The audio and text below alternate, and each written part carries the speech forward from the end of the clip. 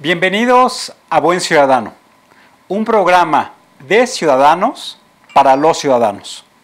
Hoy vamos a platicar de un fenómeno que se observa a lo largo del país, que no necesariamente es exclusivo de alguna región geográfica, porque lo podemos identificar en el norte, en el centro y en el sur.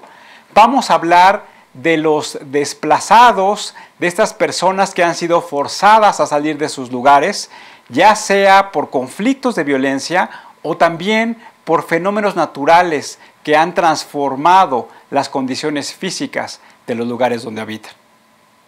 Una de las características fundamentales de lo que técnicamente se conoce como el desplazamiento forzado es que estas personas y estas familias incrementan en muchos de los casos las condiciones de desigualdad en que estaban viviendo. Porque desafortunadamente en nuestro país el desplazamiento forzoso está muy concentrado en los grupos más vulnerables de la sociedad, en los grupos sociales que habitan en las cercanías de los ríos, en los grupos sociales que habitan lejos de las grandes o pequeñas ciudades que están en las zonas serranas de nuestro país y que por lo tanto son más proclives a que los efectos de un huracán, los efectos de lluvias torrenciales en un largo periodo, los efectos de un terremoto generen esta necesidad de que se tengan que desplazar a otros lugares. Y para eso nos es muy importante platicar el día de hoy que una de las prioridades que debemos asumir los ciudadanos desde la agenda de la sociedad civil es que estas personas que son desplazadas puedan mantener y recuperar los derechos que tenían de cuando vivían en sus lugares de origen, que puedan acceder a los servicios sociales básicos, es decir, a la alimentación, a la salud, a la vivienda, a la seguridad social, que los daños que se vieron afectados puedan ser reparados de manera inmediata y que claramente la integración de las comunidades, la integración de esas familias que técnicamente la conocemos como el tejido social, no se rompa por el desplazamiento y que las soluciones que construya el gobierno, que construyan los gobiernos de los estados, no vayan solamente a resolver de manera mediática o temporal estas necesidades básicas de las personas, sino que realmente sean soluciones de largo plazo, que estén centradas en la dignidad de la persona y la familia y que fundamentalmente estén orientadas a que esas personas retomen su integración al desarrollo económico de esas regiones. Ese es el tema del día de hoy. Vamos a hacer una pausa y vamos a seguir conversando con una organización de la sociedad civil a través de una académica que nos va a venir platicando cómo ha observado los principales fenómenos de desplazamiento forzado en lugares del país en donde han sido afectados por fenómenos naturales. Regresamos en unos minutos.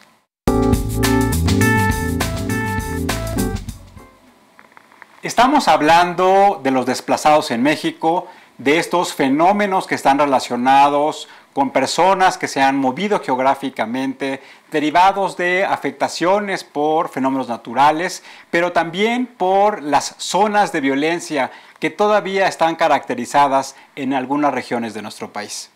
Como todos los programas, nos acompaña Alfonso Rodríguez para que podamos platicar y profundizar sobre este tema. Alfonso, ¿cómo estás? Muy bien, Tulio, ¿tú qué tal? Feliz año, estimado Alfonso. Igualmente, muy feliz año y feliz año también para todos. Aprovechamos que fue la semana pasada cumpleaños de Luz Murillo, que es parte importante del equipo de producción de este programa. Muchas felicidades, Luz. Muchas felicidades, Luz. Muy feliz cumpleaños. Y muy feliz año también. Pues para iniciar nuestra conversación, creo que es importante que cuando hablamos de desplazados, tenemos que tener muy claro que hoy en el mundo tenemos dos grandes fenómenos. Por una parte, las personas que son desplazadas, a mí el término no me gusta porque parece peyorativo, de manera interna, es decir, adentro de los países, pero también tenemos que hablar de las personas que han sido desplazadas de sus países a otros lugares y esas personas se les conoce como refugiados. Hoy el caso de Siria, por ejemplo, es una de las características fundamentales en donde hay una discusión de qué países deberían estar recibiendo a refugiados sirios. Pero cuando hablamos de desplazados tiene que ver, insisto, con los problemas internos que hay en esas regiones. Y para ello me gustaría, si son favor de ponernos la primera gráfica, tratar de identificar cómo está hoy en el mundo el fenómeno de los desplazados, que eso nos permite tratar de identificar cómo las diferentes regiones viven zonas de conflicto. Aquí en la gráfica, como podemos observar, el principal región del mundo es la África, que se conoce como la África subsahariana, es decir, la África en la parte central y en la parte norte, en donde lo que estamos observando fundamentalmente es que es la región en donde mayores desplazamientos, mayores conflictos hay, y eso llama mucho la atención. En la otra parte también vemos que en segundo lugar encontramos al Medio Oriente, que ustedes saben, el Medio Oriente que ha sido zona de conflicto no solamente en este siglo, durante muchos siglos, y que claramente la violencia, claramente el confrontamiento entre los grupos religiosos, entre los grupos ideológicos, ha conllevado a estos desplazamientos. Y para hacer un apunte, Tulio, o sea, para que vean como nuestros amigos la proporcionalidad de lo que son los países o las regiones de desplazamientos de lo que estás hablando, en el África, que fue el primero que tú comentaste, son alrededor de, o son más de 12 millones de desplazamientos, y en Asia son alrededor de 9 millones de desplazamientos. Y podemos ver que en tercer lugar dentro de estas regiones se encuentra América, en donde fundamentalmente algunos países de Sudamérica que han vivido en conflicto, como es el caso de Colombia, como es el caso en algunos momentos de Venezuela, pero también México está considerado como los países intermedios en donde ha habido desplazamientos. Vemos también la zona europea, fundamentalmente hoy con la integración europea es un proceso en donde casi ya se ha venido repercutiendo de manera importante. Fue fundamental ese desplazamiento cuando dan las guerras mundiales. Pero hoy las tres zonas del mundo en donde hay mayor concentración de desplazamiento es la África subsahariana, el Medio Oriente y en tercer lugar tenemos América. Es correcto. Y hablando ya de América, pues entramos al tema de lo que sería como que el tema de desplazamientos en México. En México tenemos una población de alrededor de 130 millones de habitantes. Tenemos un total, o sea, de desplazamientos por conflicto, que esto quiere decir que por algún tema de violencia o algún tema de algún conflicto que hemos dicho conflicto, puede ser un conflicto religioso, puede ser conflicto de tierras, que muchas veces se ha dado mucho en las comunidades, sobre todo del sur del país, en donde la tenencia de la tierra es una de las características fundamentales de los enfrentamientos entre diferentes comunidades, sí, religioso. Y donde también vemos, bueno, que las comunidades que van llegando de diferentes regiones y dan estos desplazamientos, pues vemos que en nuestro país, y danos la cifra, Alfonso, ¿cuáles han sido el histórico de los desplazamientos en México? Son 287,000 desplazamientos. Se van sumando, tenemos nuevos desplazamientos, también por temas de conflicto, que son 6,000 desplazamientos. Tenemos desplazamientos por un tema de desastre, que esos son desplazamientos diferentes. Tú ya lo mencionabas al inicio del programa, que son desplazamientos por temas de huracanes, por temas de que se deslava, hay un volcán en erupción, entonces tiene que migrar la gente. También inundaciones o cualquier tipo de desastre de cambio climático o cualquier tipo de desastre. Y esos son 91,000 desplazamientos los que han sucedido en el país, y con el tema de refugiados son 11,000 personas las que han sido desplazadas. Creo que es importante que nuestros amigos conozcan cuál es la fuente de esta información que estamos mencionando. Hay una organización civil que está estructurada a nivel mundial que se dedica a analizar el desplazamiento interno. Hoy nos va a acompañar en el programa una académica, parte de un grupo de organizaciones de la sociedad civil defensora de los derechos humanos, que es parte de esta red internacional de organizaciones que se dedican no solamente a observar, a registrar y documentar, sino también a construir alternativas y estrategias integrales para atender a las personas y a las familias que son objeto de estos desplazamientos. Y qué importante labor desempeñan, porque como que siempre estamos pensando en en muchos problemas que tiene nuestro país, pero yo creo que este es uno de los que quizás no se tocan tanto, el tema de desplazamientos y por qué la gente va cambiando de un lugar a otro por un tema, a lo mejor, nosotros sí, eso sí lo hemos tratado mucho en el programa, con un tema de desplazamiento laboral, por ejemplo, que la gente tiene que emigrar a otro estado o a otra región del país para poder satisfacer sus necesidades primarias, pero este tema creo que es un tema importante y que no pienso que se haya tratado de manera importante. Pero creo que, hay que distinguirlo muy bien. O sea, una cosa es la inmigración que se da dentro de nuestro país para que algunas personas vayan a nuevas fuentes de trabajo. El caso más emblemático es lo que se conoce como los famosos jarochos. Claro. Las personas que vivían en el estado de Veracruz, que desafortunadamente es uno de los estados en términos de marginalidad más altos, en términos de recursos naturales más altos, pero esta combinación de recursos naturales con desarrollo aún no ha habido esta integración y no ha generado condiciones homogéneas en esa entidad federativa.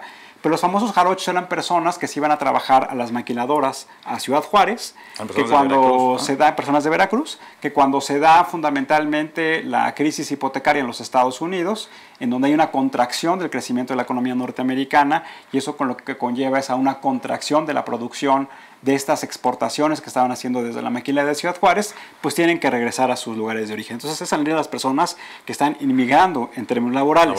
Cuando hablamos de desplazados, son por ejemplo las personas como el caso de Chiapas, en donde hay conflictos religiosos y en donde una comunidad profesa una religión versus otra, y muchas veces llegan incluso hasta la violencia que conlleva a que una comunidad desplace a la otra y tenga entonces que inmigrar dentro del país, ya sea a una zona serrana o a otra entidad federativa. Esa me parece que es la parte importante que tenemos que destacar.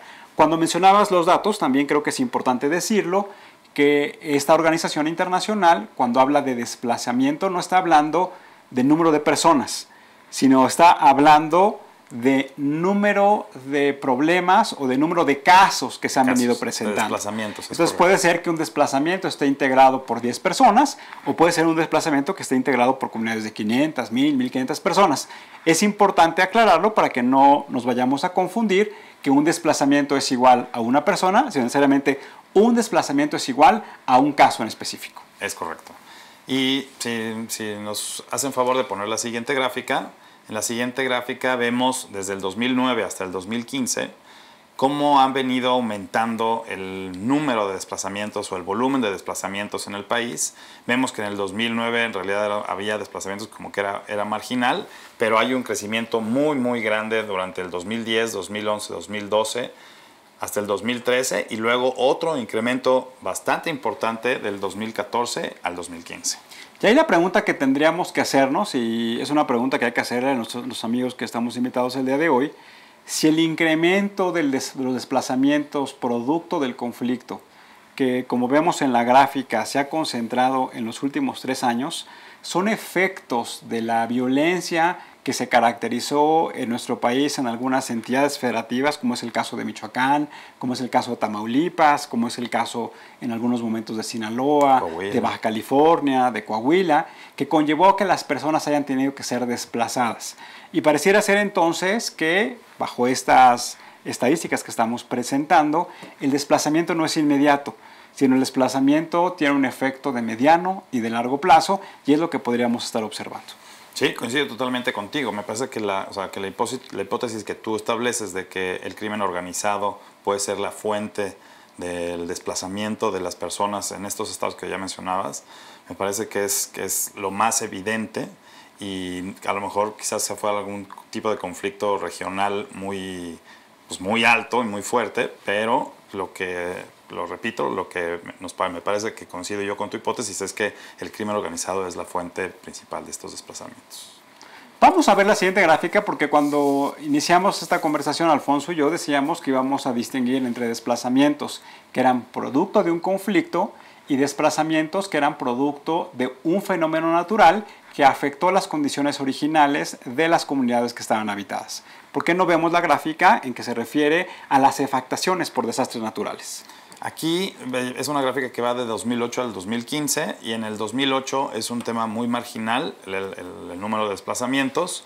Empieza a aumentar de manera muy significativa en el 2009, aumenta todavía de manera significativa en el 2010, se reduce en el 2011, en el 2012 también baja ya a un tema muy, muy marginal, aumenta en el 2013, baja otra vez en el 2014 y vuelve a aumentar un poquito en el 2015. Ahí lo que tendríamos que identificar es tratar de cruzar la información de las grandes inundaciones, lluvias y huracanes que afectaron a algunas regiones de nuestro país.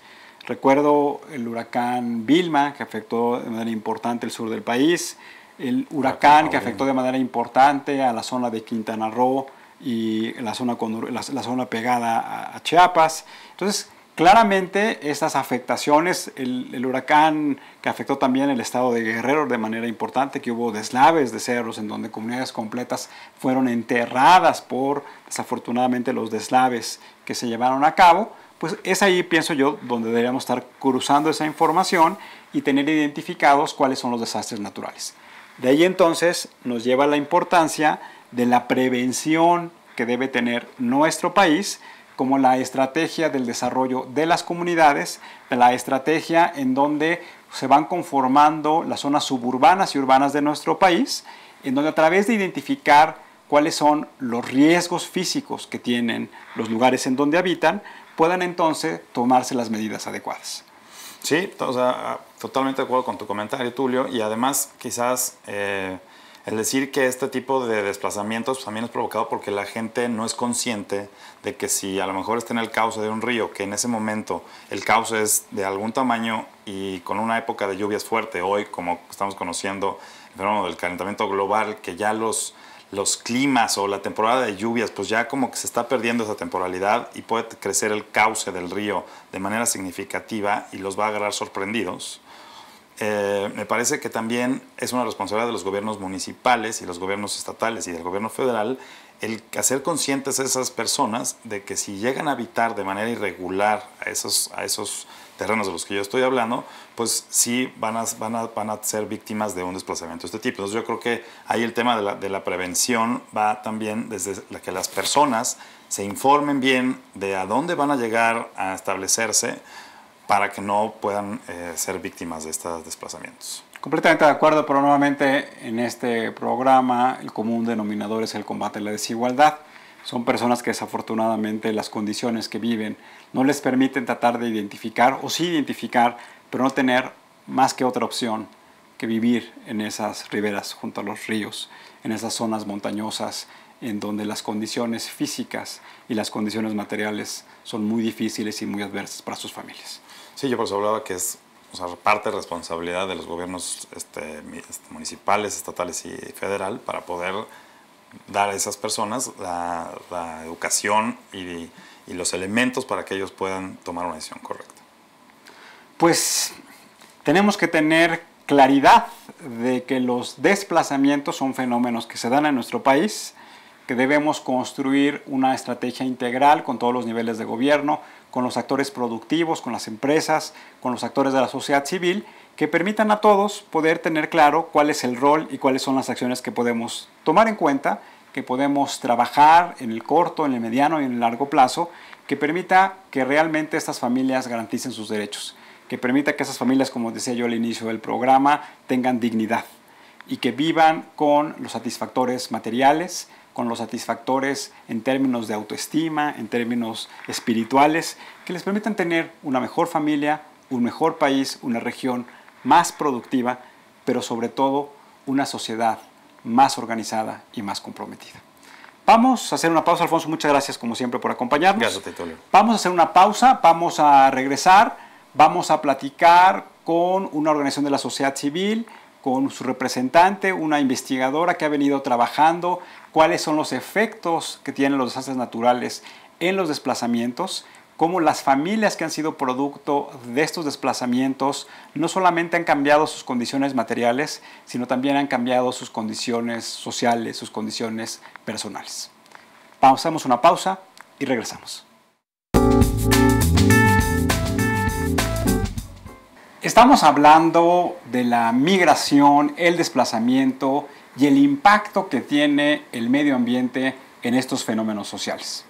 Como lo vimos al inicio de nuestra conversación, del programa del día de hoy, una de las características que tiene el desplazamiento es cómo los grupos internos de nuestro país, ya sea por motivos religiosos, por motivos de impacto medioambiental, por motivos de conflicto en diferentes grupos sociales, son desplazados en diversas regiones del país, también producto de la violencia que muchas entidades federativas en nuestro país también están viviendo. Y para ello, hoy hemos invitado a una experta en desplazamiento forzado, es el término técnico que se utiliza en el mundo académico. Ella es académica del ITAM. Laura, en la que nos va a platicar hoy. Laura, muchas gracias por acompañarnos. Buenas noches. Buenas noches, Tulio.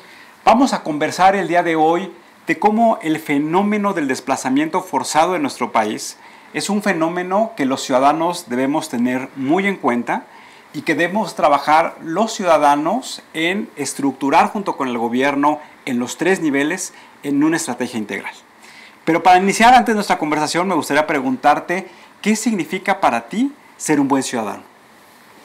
Es una buena pregunta para comenzar. Me parece que un buen ciudadano es uno que está comprometido con su entorno, empieza primero con su familia, con buenas prácticas, me parece, y eso se refleja de alguna manera o se reproduce en su relación con su entorno. Esto quiere decir que trata de ser la mejor versión de sí misma, de tal forma en que su impacto en su entorno sea lo menos negativo o lo más constructivo posible. Laura, hablábamos al inicio de esta conversación del tema del desplazamiento. Hoy escuchamos en los medios de comunicación, hemos visto al inicio de este año y a finales del año pasado que hay una gran conversación a nivel mundial de lo que se conocen como refugiados, que son productos de conflictos bélicos que van de un país a otro. Y también hemos visto cómo en nuestro país, muchas veces en algunas entidades federativas, en algunas del norte, en algunas del sur, hay desplazados. Platícales a nuestros amigos en términos muy coloquiales, ¿cuál es la diferencia entre desplazados y refugiados? Bueno, desplazado se refiere básicamente a las personas que huyen al interior de sus países por 3 causas fundamentales. Problemas medioambientales, proyectos de desarrollo económico que, sobre todo a gran escala, que para poderse llevar a cabo necesitan desplazar a personas y reasentarlas en otro lugar para poder llevar a cabo como una presa hidroeléctrica, etc. Y una tercera causa es la violencia en todas sus formas. Esos, lo más importante es que están al interior de su país y por tanto son responsabilidad del Estado asistirlos y protegerlos cuando se dan esos movimientos de población. Por otro lado, los refugiados son personas que, de acuerdo a la Convención del 51 de Naciones Unidas, son o de alguna manera se les da el estatuto de refugiado basado en 2 criterios fundamentales, que cruzan fronteras internacionales y que cruzan debido a un temor fundado de persecución, o porque ya son perseguidos o porque tienen el temor de ser perseguidos. Entonces estos 2 criterios son esenciales, el cruce de fronteras y el que sean perseguidos. Entonces en un sentido es mucho más reducido el universo, y eso lo podemos ver justamente en las cifras globales. Actualmente tenemos alrededor de 4 millones de personas desplazadas al interior de sus países y básicamente un poco menos de la mitad de esa cifra son refugiados en el mundo, ¿no? Entonces la violencia y la persecución en todas sus formas en el país, en los diferentes países que generan flujos de refugiados son mucho menores a lo que la violencia y otros factores generan de desplazamiento al interior. Bueno, pareciera ser entonces que en nuestro país también tenemos esos fenómenos, claro. El fenómeno de desplazamiento. Claro. Pero no es un tema que al menos sea parte de las prioridades y de la agenda de los ciudadanos. Cuando hablamos de desplazados, pues la gente, pienso yo, que está pensando en los refugiados de Siria, o está pensando en las personas que emigran de los países de Centroamérica y que, dadas las condiciones de la frontera norte o las condiciones desafortunadas que tienen, en donde abusan de estos migrantes centroamericanos que cruzan a lo largo de todo el país y que se quedan estancados en los estados del norte. Pero claramente en nuestro país hay un fenómeno de desplazamiento que tenemos que caracterizarlo y que tenemos que dimensionarlo. ¿Qué nos puedes platicar de ello? Ese es un tema que desafortunadamente no ha entrado a la agenda nacional, ni de la sociedad civil, ni del gobierno. Esto quiere decir que desafortunadamente habemos pocas personas que nos dedicamos justamente a estudiar el fenómeno y a tratar de llevar a cabo incidencia para que esto tenga un impacto en la sociedad y a su vez que se tomen las medidas necesarias para poder dar atención y asistencia a estas personas. Desafortunadamente también México, por ejemplo, en términos de violencia, empezó a tener un problema serio de desplazamiento interno de manera muy focalizado en 1994 a partir del conflicto zapatista, y esto generó alrededor de entre 25,000 y 30,000 desplazados. Chiapas, como tú sabes, es uno de los países, de los estados más marginados de nuestro país, y entonces esto quiere decir que además del desplazamiento que se dio como consecuencia del conflicto zapatista, ha habido otros desplazamientos de los que se ha hablado poco y que tienen que ver con la vulnerabilidad que la marginación les genera frente, por ejemplo, cuando azota un huracán o una inundación, que hace que estas comunidades estén muy poco equipadas para poder hacer frente a una catástrofe de esa naturaleza. Entonces, se están dando estos fenómenos y también se dan, por ejemplo, y se han dado en muchas partes del país cuando se han llevado a cabo proyectos para la creación o la construcción de presas hidroeléctricas y para la explotación minera, maderera en algunos estados como en Guerrero, por ejemplo, y que genera también desplazamiento. Entonces tenemos ahí que esta multicausalidad que tiene que ver con la violencia, el desarrollo, o la búsqueda del desarrollo en algunas comunidades y por otro lado los fenómenos medioambientales complican el escenario en algunos estados del país. Creo que algo que mencionas que me parece que es muy relevante es que estas personas que son desplazadas también son ciudadanos. Claro. Y una de sus características que tienen los ciudadanos es que tenemos derechos y obligaciones. Y pareciera ser entonces que las personas que son desplazadas, que pierden parte de su patrimonio, que pierden esos derechos adquiridos de que sus hijos vayan a una escuela pública cercana, que tienen que ir a una clínica de atención médica que también es cercana a su lugar, pues cuando se da ese desplazamiento se pierde la plataforma de servicios básicos, sí, sociales que debe tener una familia. Así es. Y la pregunta es, ¿cómo lograr acercarles esos mismos servicios sociales básicos a este grupo de desplazados a lo largo de todo el país? Pues es un temota y yo creo que tendríamos que irlo desglosando. Si me permites, yo creo que, bueno, de entrada, el tema del desplazamiento por violencia, pues ahí implica, o sea, lo primero sería el poder brindar un ambiente seguro, ¿no? Y ya de ahí, de alguna manera, junto con un proyecto o un desarrollo comunitario integral, de alguna manera se dan las causas para una vida más armoniosa en la sociedad, que de esa manera le permita a las personas tener una vida digna, ejerciendo en plena libertad todos sus derechos. Y claramente acabas de hablar de un término que me parece fundamental, la dignidad de la persona y de la familia. Y me parece que si no hay una estrategia integral que le reconozca, pero sobre todo que le dé esa dignidad a la persona y a la familia, pues las familias desplazadas no solamente carecerán de estos bienes materiales, sino carecerán de esta tranquilidad espiritual que les permita a ellos seguir desarrollándose en cualquier actividad que lleven a cabo. Hoy ¿hay identificada una estrategia en nuestro país que atienda a los desplazados? No, el fenómeno no está tipificado en ninguna ley. La Ley General de Víctimas, por ejemplo, menciona en diferentes artículos el desplazamiento interno, pero no se ha tipificado. Quiere decir que no hay una definición específica en donde establezca las causas de desplazamiento interno y que luego se integre de alguna manera ya ese universo a las diferentes formas de reparación que el sistema de reparación para víctimas de violencia permita. Ahora bien, cuando hablamos de desplazamiento ambiental entramos a otro terreno. En muy pocos lugares se habla de desplazamiento ambiental o de las personas que se desplazan por cuestiones ambientales como desplazados. En México el término que se utiliza normalmente es de damnificados.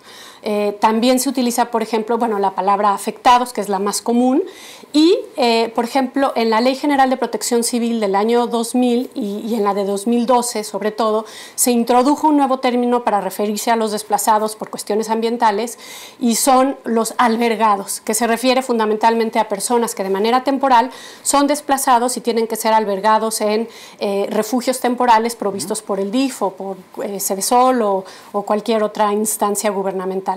Entonces, al no tener una definición específica, es muy difícil de alguna manera que tengamos también un sistema de reparación.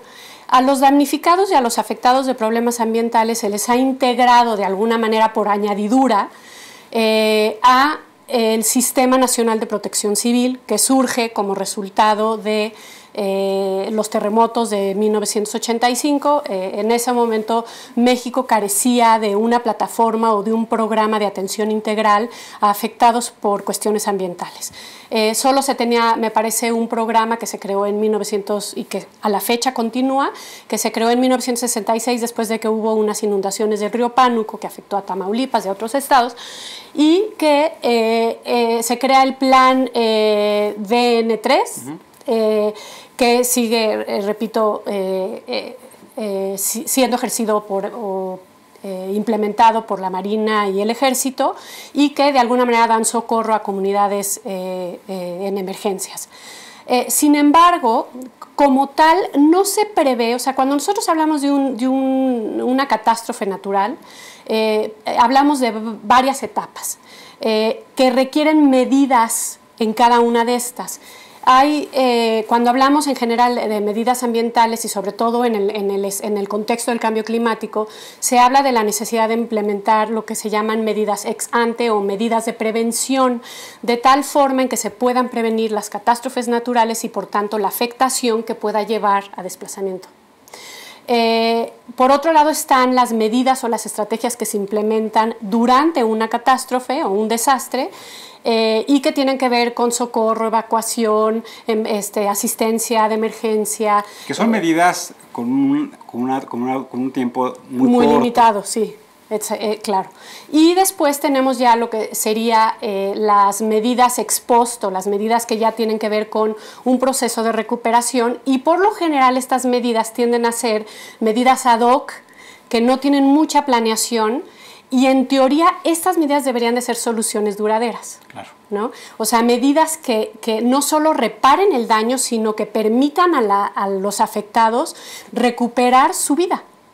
El problema es que muchas de estas comunidades, y aquí regresamos a la relación que existe tan importante entre el desarrollo, los problemas ambientales y la violencia, en que la mayor parte de las personas que son afectadas en momentos de emergencia por catástrofes o desastres naturales son comunidades marginadas. Entonces, como mencionaba anteriormente, son comunidades que no tienen la capacidad o la resiliencia, como se le llama actualmente, ¿no? Un concepto que los hace capaces de enfrentar una contingencia ambiental. Creo que aquí déjame un poco tratar de detener la conversación e irnos en estas tres partes que acabas de mencionar. Cuando hablamos de la prevención, y estoy hablando de los impactos medioambientales que tienen en ciertas regiones del país, se dice que existen una serie de herramientas que son los famosos atlas de riesgo. Que los atlas de riesgo, algunos los hacen los municipios, otros los hacen los gobiernos de los estados, y se supone que deberían ser coordinados por el gobierno federal. Pero si nos metemos a analizar los atlas de riesgo, pues vemos que hay de todo. Atlas de riesgo perfectamente estructurados en términos metodológicos, en donde están georreferenciados con mucha claridad, incluso hasta prospectando cuáles son las posibles afectaciones medioambientales que hubiera en algunas regiones del país, pero otros que finalmente son una hoja de 3 cuartillas, en donde pues, hay una descripción, pero no existe un sustento metodológico que permita poder identificar con toda claridad cuáles son los lechos del río que alguna vez cuando crezca derivado de una lluvia intensa, pues inunde muchas casas, o cuáles son estas fallas geológicas, por ejemplo, en el caso de la Ciudad de México, en Ixtapalapa, en donde nuevamente con un sismo de muy alta intensidad, pues podría nuevamente lastimar de manera importante a esas familias. Actividad volcánica. Entonces, también. pareciera ser que hoy la cultura de la prevención, que parecía que México avanzó mucho después del sismo del 95, pero que se ha dejado atrás todavía en seguir avanzando y darle homogeneidad a lo largo del país. No sé si es correcta esta apreciación. Sí, sin duda alguna. De los 2.456, corrígeme si me equivoco, municipios que existen en el país, se cree, y de acuerdo a cifras del CENAPRED, del Consejo Nacional de Prevención de Desastres, se dice que estos 1.360 y tantos municipios son vulnerables, altamente o mediana vulnerables al cambio climático o a fenómenos climatológicos extremos como inundaciones, huracanes, terremotos, etc. Entonces, esto nos habla de más del 50% del país que es vulnerable a estos fenómenos. Y más vulnerables son, repito, los estados de mayor marginación. Y esa es la parte más triste de esta historia, porque claramente cuando hablamos de desigualdad, cuando hablamos de marginación, pues tiene que ver con el acceso a lo que ya mencionamos, a una educación de calidad, a los servicios básicos, a que tengan ellos la capacidad de generar sus competencias y habilidades para desarrollar su vocación productiva. Y estas comunidades, que son comunidades que están aisladas, que están junto a las riberas de los ríos, que están en la parte más alta de las montañas, que no solamente están aisladas en términos geográficos, sino también en términos de vinculación cultural y con el modelo de desarrollo de las regiones. Claro. Y hay, me parece también un tema central en esto, y es que se ha intentado, o por lo menos ya cuando se empieza a hablar de la importancia del desarrollo y de erradicación de la pobreza en todo el mundo, se empieza a vincular también el tema de la pobreza con los desastres. A mayor desastres, mayor pobreza. O sea, no hay duda que los desastres contribuyen a el aumento en la pobreza en todo el mundo. Entonces, esto ya nos habla también... Y perdón que te interrumpa.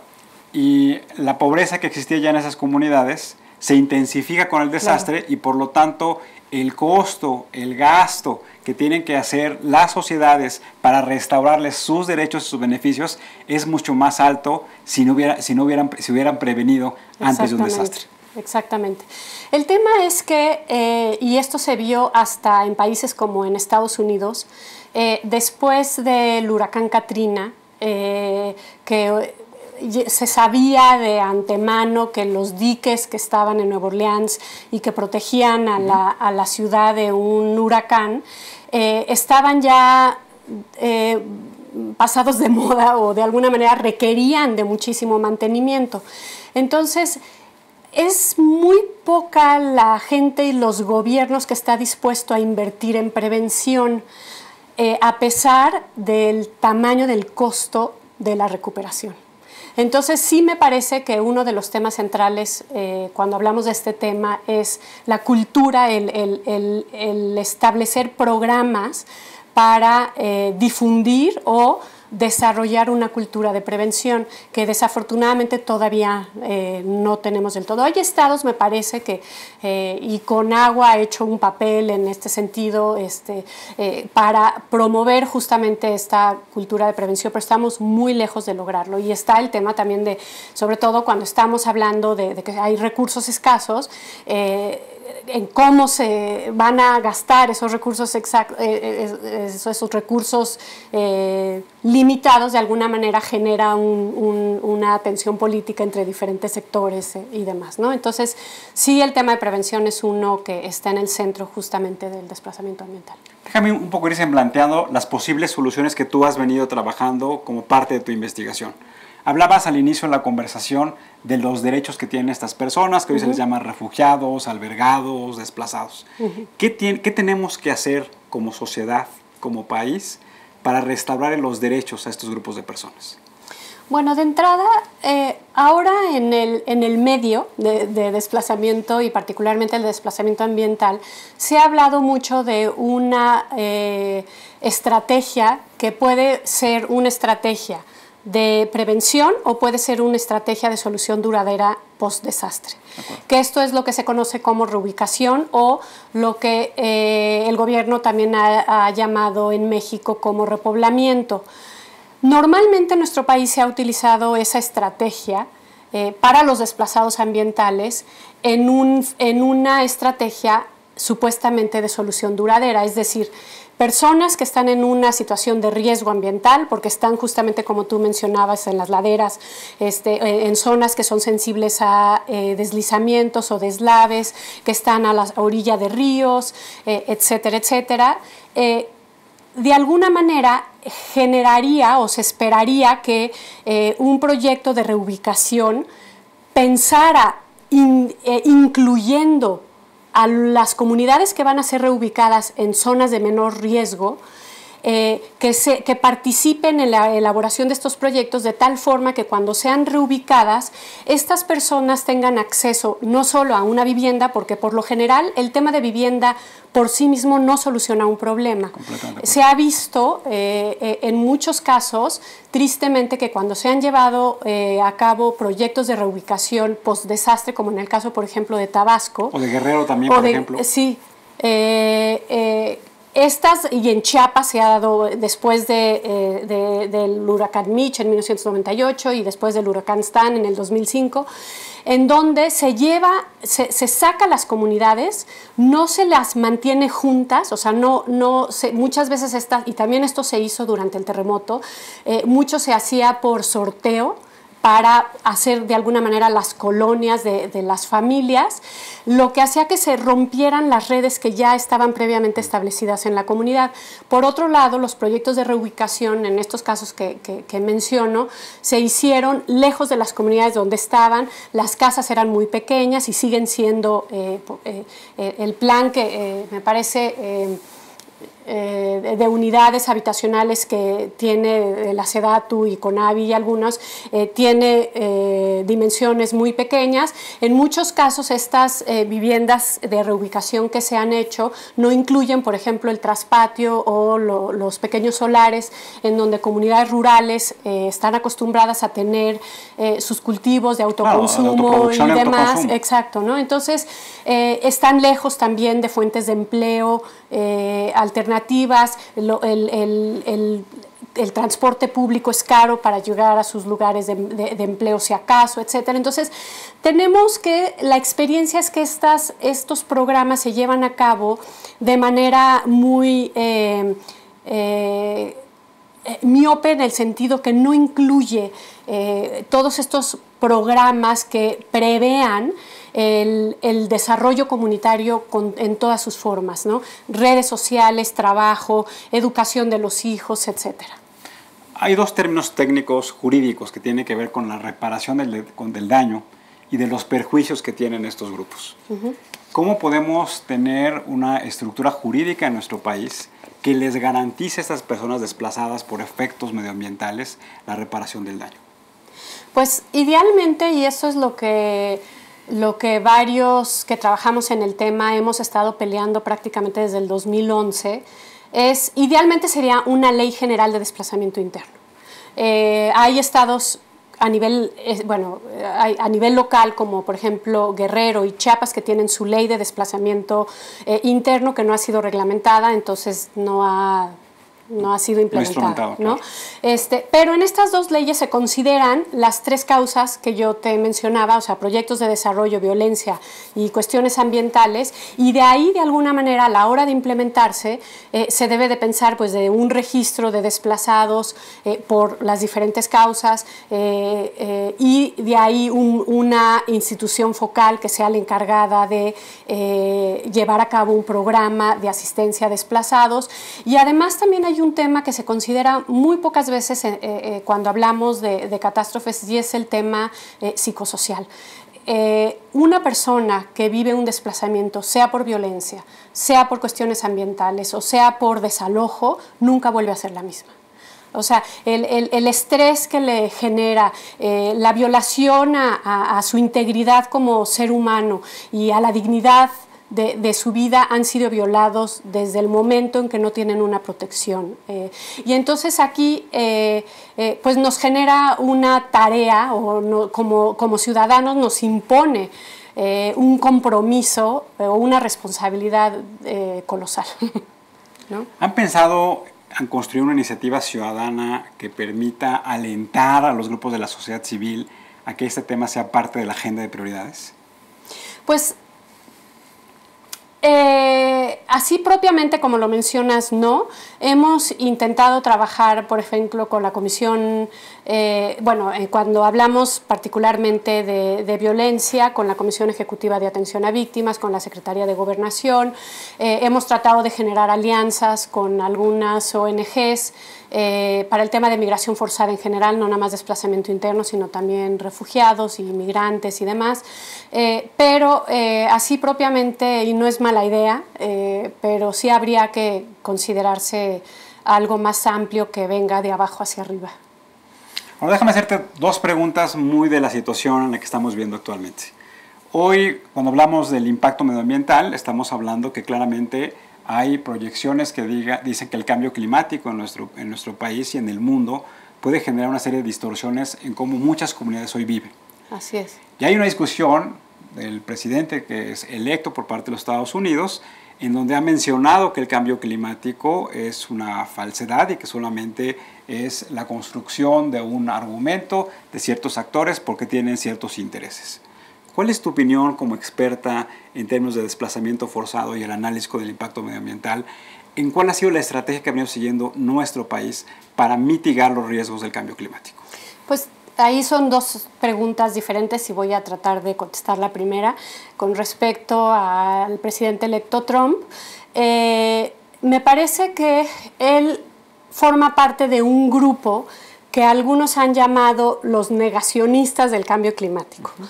Muchos de estos grupos de negacionistas también han formado parte, curiosamente, de grupos negacionistas de que el fumar causa cáncer, de que el azúcar genera diabetes, de que y las obesidad, armas generan violencia, etcétera, ¿no? Entonces, detrás de este grupo de negacionistas hay empresas muy poderosas. Entonces, a mí me parece que la evidencia que ha presentado el panel intergubernamental de cambio climático prácticamente desde 1997, su reporte tan importante del 2007 y el de 2014, en donde muestran de alguna manera la relación entre las acciones del hombre y la emisión de gases efecto invernadero y el calentamiento global.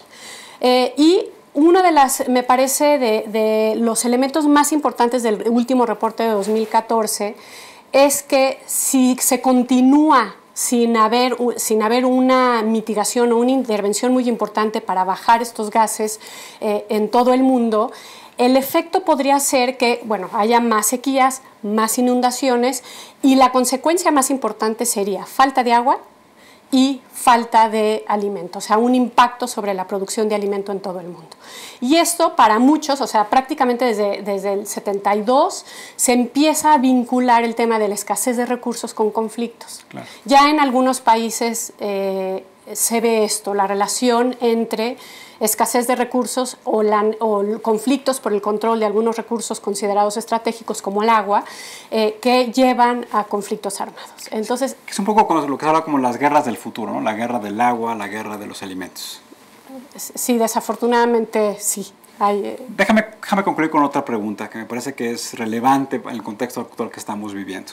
Se dice que va a cambiar la política de los Estados Unidos con respecto a las personas que han emigrado a ese país a prestar con su fuerza laboral y a hacer más productivo ese país.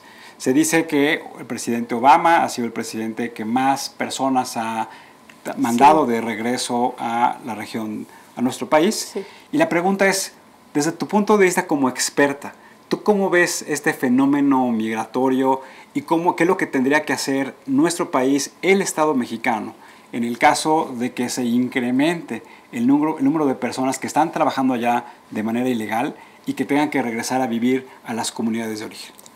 Esa es una preguntota y me parece de suma importancia. Me parece que por muy bien que me cae el presidente Obama, es verdad que ha sido de los presidentes que mayores deportaciones y en condiciones horrorosas ha llevado a cabo. Y aquí vale la pena mencionar el origen de muchas de esos migrantes, porque justamente después del huracán Mitch en el 98 y del huracán Stan en el 2005, que afectó la productividad de muchas tierras de productores de café, no solo en Chiapas, sino en Oaxaca, en Veracruz y demás, vemos que la caída en la productividad de las tierras hizo que muchas familias perdieran un ingreso importante de su trabajo, y esto generó flujos de migración tanto interna como externa. Entonces, si nosotros tenemos un problema serio de vulnerabilidad ambiental y no lo enfrentamos con programas de desarrollo vinculados a un tema de reducción de riesgos, de desastres, de desarrollo integral, en fin, que contemple un esquema de dignidad y de seguridad humana, va a ser imposible de alguna manera que le demos a estos migrantes que regresen a sus comunidades de origen o vayan a otras comunidades y que puedan empezar una vida o continuar su vida en un país que hoy en día ofrece poco, desafortunadamente, ¿no? Y nada más también para concluir, y ya perdón que me retrase aquí tanto, la pregunta es, parecía que México es candil de la calle, oscuridad de su casa. Hablamos de las condiciones en que tratan a las personas que regresan de Estados Unidos hacia México, pero también hay grandes estaciones migratorias en la frontera sur, y hoy hay un grupo importante de personas de diferentes nacionalidades que están estancados en los estados del norte. ¿Qué es lo que tenemos que hacer como país para que esas personas, pues, poderlas integrarlas a la sociedad mexicana? Bueno, de entrada hay quienes opinan que, y yo estoy de acuerdo con esto, que las estaciones migratorias en general generan condiciones hay una situación ahí de que viven en situaciones paupérrimas. El trato con el que se dan las deportaciones y demás me parece que también es paupérrimo. Entonces, de entrada tendría que haber, me parece que ese es un proceso que ya se está viviendo, por lo menos hay compromisos de parte del Instituto Nacional de Migración, de la Secretaría de Relaciones Exteriores, de la Secretaría de Gobernación, etcétera, del gobierno mismo, del gobierno federal, de presidencia y demás, de tratar de mejorar las condiciones, que el tiempo que pasen en las estaciones migratorias sea muy poco, que el trato que se les dé a los indocumentados centroamericanos sea digno. Y por otro lado, pues sí, tendría que haber algún tipo de programa, que me parece que algunos ya están en curso en algunos lugares, pero son todavía muy limitados, en donde se pueda integrar laboralmente en algunos de manera temporal a estos migrantes. Pero el tema de la moral doble, como se podría decir, no nada más se limita ahí, también hay un tema aquí de diplomacia, que México promueve en foros internacionales una participación de México en la que promueve el respeto de los derechos de los refugiados y los desplazados internos, y vemos que al interior del país no ha habido esa misma fuerza y esa misma voluntad para ejercer o asumir responsabilidad sobre los desplazados. Laura, muchas gracias por acompañarnos el día de hoy. Fue un placer. Gracias por tu trabajo ciudadano. Sé que participas en muchas organizaciones de derechos humanos, no solamente aportando las hipótesis y los resultados de tus investigaciones, sino también tu tiempo para encontrar soluciones a estos problemas. Muchas gracias, Tulio.